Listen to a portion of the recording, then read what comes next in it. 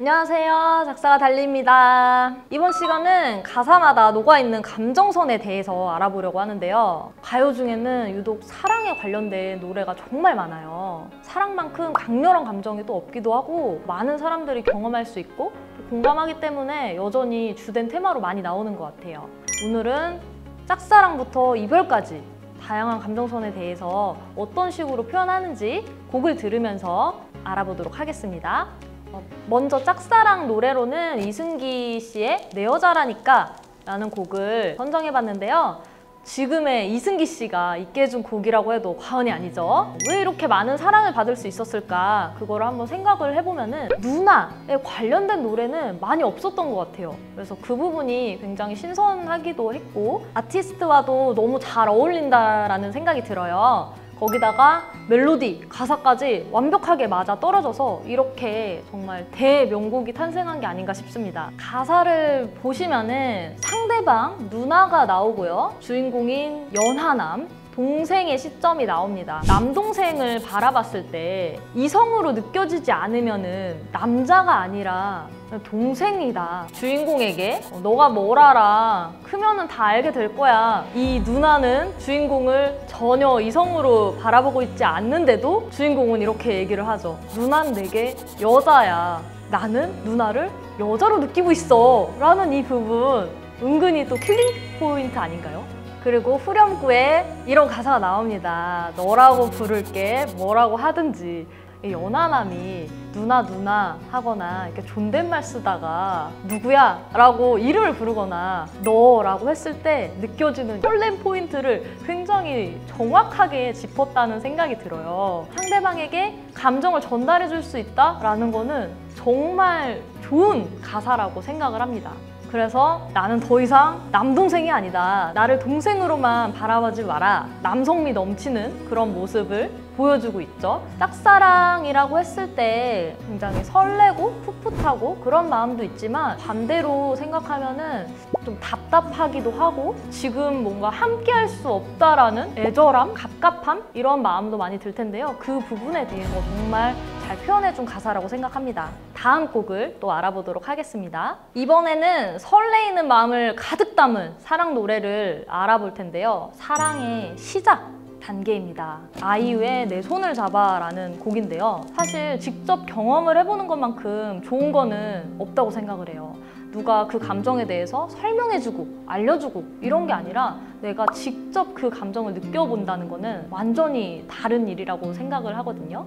가사를 쓰실 때 좀 팁을 드리자면은 풋풋한 사랑, 한 번쯤 기억에 남는 사랑 있지 않으신가요? 그때 감정을 좀 되새겨보면 작업하시는데 훨씬 도움이 많이 되실 것 같아요. 가사를 보시면은 사랑이 시작될 듯 말 듯한 감정을 자세하게 묘사해주고 있는데요.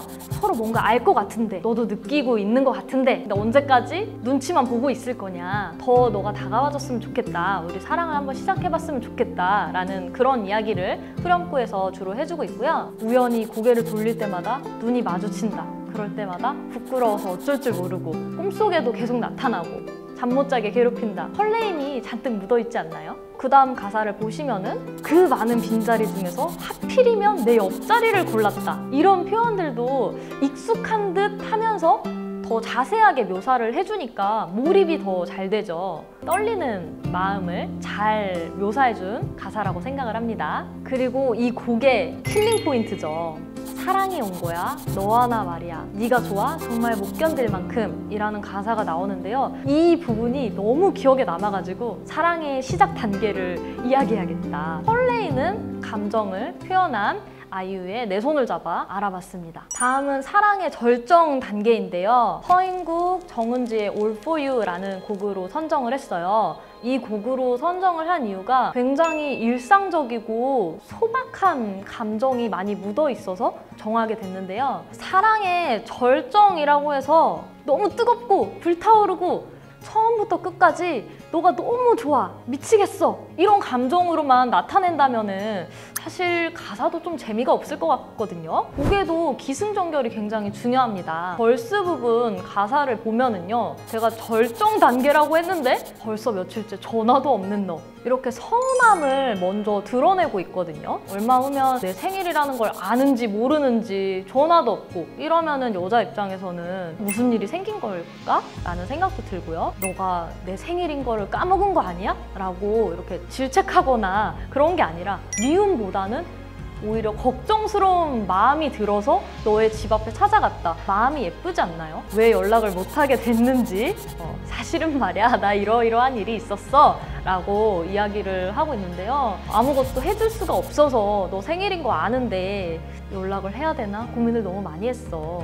사비에서는 가장 중요한 부분에 대해서 이야기를 해주고 있는데요. 해줄 수 있는 건 없지만 너만을 위해서 너를 위한 내가 되겠다, 이렇게 약속할게, 서로에 대해서 더 확신하고 사랑하고 있다는 것을 나타내주는 부분이죠. 네, 이렇게 해피엔딩으로 난 다시 태어나도 너만 사랑할게, 너만 바라볼게 하면서 끝나는 곡입니다. 다음 곡을 알아보도록 하겠습니다. 사랑이 꼭 아름답게 이어질 수만은 없죠. 만남이 있으면은 헤어짐이 있고, 또 헤어지지도 못하고 만나도 만나는 게 아닌 엇갈린 사랑도 있습니다. 가사라는 거는 되게 다양한 감정을 주제로 이야기할 수 있기 때문에 내 안에 어두운 감정들, 드러내기 싫은 창피한 이야기들도 얼마든지 가사로 보면은 좋은 소재가 될 수 있어요. 저는 실제로 가사를 쓰면서 치유하고 보듬는 그런 과정을 많이 경험을 하는데요. 논리적으로 정돈이 되면서 감정도 좀 차분해지더라고요. 네, 그러면은 태연의 I Envy You라는 곡을 한번 보도록 하겠습니다. Falling in Love, 너에게 난 옵션이라는 말이 나옵니다. 저는 이 단어를 보고서 되게 충격을 받았는데요. 너와 나는 마음이 다르다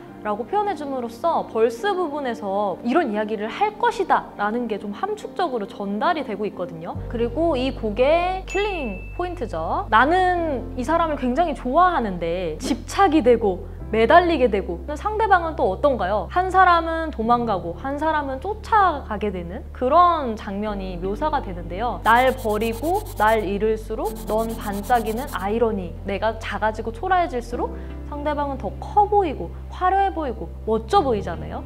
정말 함축적으로 표현을 해주는 게 정말 멋있는 부분인 것 같아요. 다음은 이별 직후의 감정에 대해서 한번 알아볼 텐데요. 이별을 하고 나면은 여러분 마음이 어떠신가요? 죽을 것 같고 상대방이 없으면 안 될 것 같고 그런 마음이 있는가 하면은 너무 슬퍼서 눈물조차도 안 나고 무덤덤하게 아무 감정 없이 그렇게 느껴지는 경우도 있죠. 이별을 하고 나면은 그때 내가 이런 말을 했더라면 우리 상황이 달라지지 않았을까? 이런 생각들도 많이 하시잖아요. 시간이 우리가 이별을 하기 전으로 돌아가고 싶다, 이거를 딱 테마로 지금 이야기하고 있는데요. 그래서 벌스에서 시간이 다 되돌아가는 장면들을 묘사해주고 있어요. 시계가 반대로 돌아가고 있고 영화가 되감아지고 있고, 이 부분 표현도 너무 좋아요. 내렸던 빗물이 올라가고 있다. 이렇게 묘사를 잘 해주면은 상대적으로 보는 사람들은 더 몰입하고 공감할 수밖에 없어요. 또 이 부분에서는 지금 나는 계속 반대로 뒷걸음질 치며 그날의 너에게 돌아가고 싶다. 내 사랑이라는 책의 페이지에 마지막 장면에 너가 내 끝사랑이었으면 참 좋았을 텐데 막 행복한 모습을 상상을 하는데 실제로는 그러지 않았고, 내 사랑의 마지막 장면에 너가 있어야 된다라고 말하는 부분이 시각적으로 묘사를 정말 잘 해줘서 이입이 잘 되는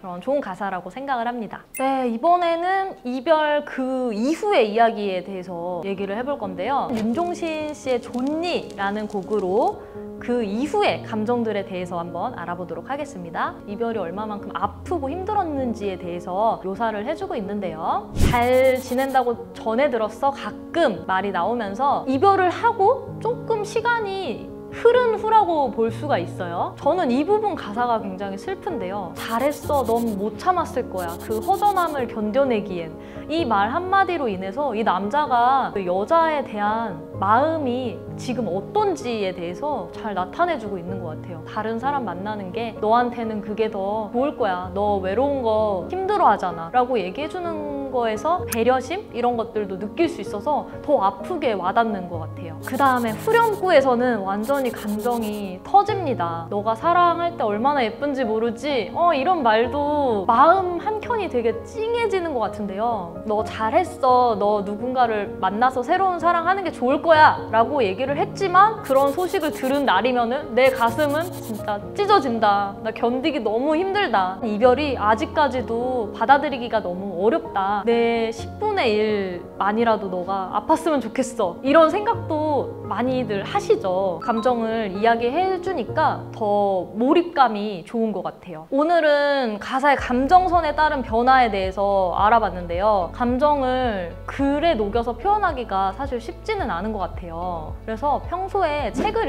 읽거나 시를 읽으시는 것도 굉장히 도움이 많이 되는데요. 다음 시간에는 작사 아이디어를 보다 쉽게 얻기 위한 방법에 대해서 한번 설명드려 보도록 할게요. 네, 지금까지 작사가 달리였습니다. 감사합니다.